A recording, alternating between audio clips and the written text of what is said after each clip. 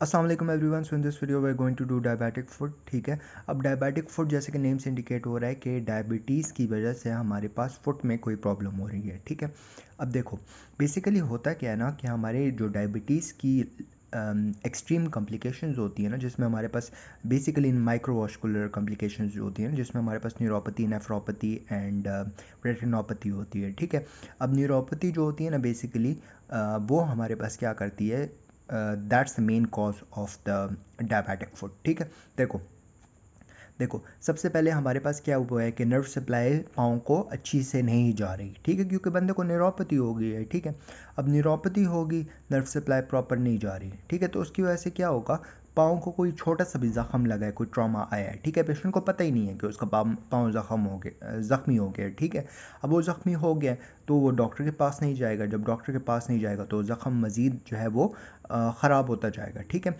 इसके अलावा उस जगह पे जो वेसल्स होती हैं वो भी प्रॉपर, वहाँ पे ब्लड सप्लाई या ऑक्सीजन सप्लाई प्रॉपर नहीं आ रहा होता है। ठीक है, अब जब प्रॉपर ब्लड सप्लाई या हमारे पास उस जगह पे प्रॉपर ब्लड सप्लाई और ऑक्सीजन सप्लाई नहीं आ रहा, ठीक है, और वहाँ पे कोई हमारे पास डैमेज हो गया। ठीक है, अब डैमेज की वजह से क्या होगा कि वो जगह हमारे पास, एक तो उसको ब्लड सप्लाई नहीं मिल रहा और दूसरा जो है वो डैमेज भी हो गया, तो ऑब्वियसली वो ख़राब होना शुरू हो जाएगा, उसका हीलिंग प्रोसेस भी स्लो हो जाएगा। ठीक है, क्योंकि हीलिंग प्रोसेस के लिए वी नीड ब्लड फ्लो होता है, तो तभी हमारे पास जो हमारे न्यूट्रोफिल्स और लिम्फोसाइट्स वगैरह होते हैं ना, वो आते हैं और हमारी हीलिंग का प्रोसेस स्टार्ट होता है। ठीक है, अच्छा, फिर एंड में हमारे पास है चारकोट न्यूरो आर्थ्रोपैथी। ठीक है, चारकोट न्यूरो आर्थ्रोपैथी की बेसिकली हम इसको रॉकर बॉटम भी कहते हैं। ठीक है, रॉकर बॉटम या चारकोट फुट। ठीक है, अब इसमें क्या होता है ना, न्यूरो आर्थ्रोपैथी मतलब कि नर्व से इन्वॉल्व हैं।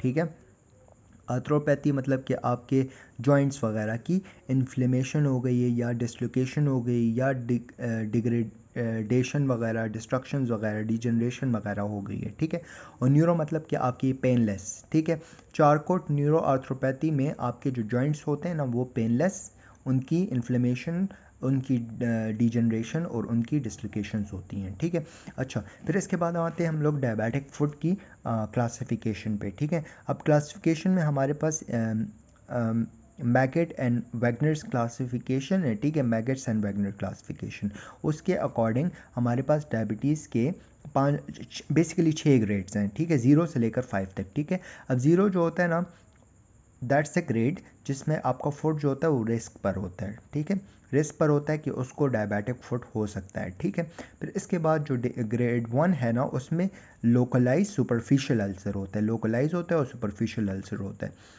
ग्रेड 2 में वो अल्सर जो होता है वो डीप हो जाता है और वो बोन्स और मसल्स और लिगामेंट्स और टेंडन वगैरह तक पहुंच जाता है। ठीक है, अब ग्रेड 3 में उस जगह पे हमारे पास एप्सिस बनना शुरू हो जाती है। अल्सर डीप तो जा चुका था 2 में। ठीक है, अब यहाँ पे एप्सिस बनेगी और हमारे पास ऑस्टियोमाइलाइटिस होगा। ठीक है, बोन की ब्रेकडाउन शुरू हो जाएगी। ठीक है, फिर इसके बाद ग्रेड 4 में हमारे पास जो है वो टोस की और 4 फुट की, मतलब फुट का जो फ्रंट वाला पोर्शन है, ठीक है, वहाँ पे हमारे पास गैंग्रीन बनना शुरू हो जाएगा। और ग्रेड 5 में हमारे पास पूरे फुट को गैंग्रीन हो जाएगा। ठीक है, अब आते हैं हम लोग इन्वेस्टिगेशन पे। ठीक है, अब इन्वेस्टिगेशन में हमारे पास क्या होता है, सबसे पहले हम लोग फुट की सेंसेशन चेक करते हैं। ठीक है, सेंसेशन चेक करने के लिए नॉर्मली हमारे पास यही मेथड होता है कि हम लोग कॉटन की वेस्ट बनाते हैं और उससे चेक कर लेते हैं। ठीक है, लेकिन जो मोस्ट एक्सेप्टेबल मेथड है ना, उसमें हम क्या करते हैं, 10 ग्राम हम लोग मोनोफिलामेंट ले लेते हैं। ठीक है, 10 ग्राम मोनोफिलामेंट, और उससे हम लोग जो है वो चेक कर लेते हैं ना, फुट के जितने भी एरियाज़ होते हैं उनको हम लोग 10 ग्राम मोनोफिलामेंट से टच करते हैं। ठीक है, जितने भी डर्मेटोम्स हैं। ठीक है, और उससे हमें पता लग जाता है कि कौन सी नर्व में प्रॉब्लम है। ठीक है, अच्छा, फिर इसके बाद हम लोग पेरिफेरल पल्स भी देखते हैं ना, तो पेरिफेरल पल्स में हमारे पास 2 आर्टरीज होती हैं। एक हमारे पास डॉर्सैलिस पीडिस आर्टरी होती है, जो हमारे पास जो है वो फॉर एग्ज़ाम्पल ये हमारे पास पाँव है। ठीक है, अब ये पाँव का एक हमारे पास प्लांटर पोर्शन होता है और एक हमारे पास डॉर्सल पोर्शन होता है। ठीक है, if I am not wrong. ठीक है, तो जिस जगह पे जो सोल होती है ना, वो उस जगह पे हमारे पास बेसिकली सोल के ऊपर वाला जो पोर्शन होता है जिस साइड पे नेल्स होते हैं ना, ठीक है, फॉर एग्जांपल ये पाँव का पोर्शन है, ठीक है, तो उस साइड पे हमारे पास जो है वो डॉर्सैलिस पीडियस आर्टरी आ रही होती है, ठीक है, और जो हमारे पास पोस्टीरियर टिबियल आर्टरी है ना, वो हमारे जो पाँव में जो मेलिस होता है ना उसके पीछे जो है ना मीडियल लेटरल साइड पे, तो उसके पीछे से हमारे पास आ रही होती है। बेसिकली हम लोगों ने लॉन्ग स्टोरी शॉर्ट एनाटॉमी को साइड पे करो, लेकिन यही है कि इन्वेस्टिगेशन में आपने फुट की सेंसेशन चेक करनी हो, पल्स चेक करनी है कि पल्स वगैरह प्रॉपर आ रही है कि नहीं आ रही, ठीक है।